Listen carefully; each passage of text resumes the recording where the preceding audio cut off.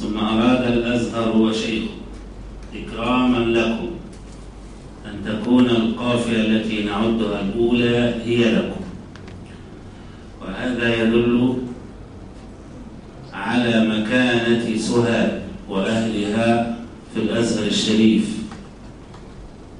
وعند شيخه الإمام الأكبر تحديدا. فحين عرض عليه أن تكون واجهة القافلة محافظة سوهاج وافق على الفور، وجاءت القافلة بعلمائها. الآن تعقد ندوة في المسجد التابع لمشيخة الأزهر بسوهاج،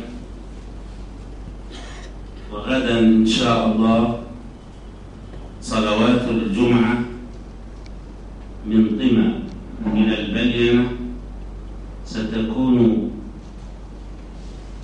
عن طريق نخبة من علماء الأزهر الشريف.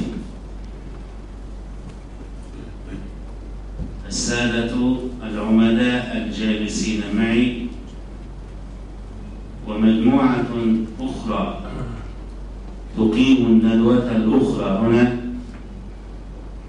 ينتشرون غدا في مساجد المحافظة يؤمون الناس في صلاة الجمعة. لماذا جاءت هذه القافلة؟ وما المهمة التي تناط بها حين تتوجه إلى هذه المحافظات في مصر كلها؟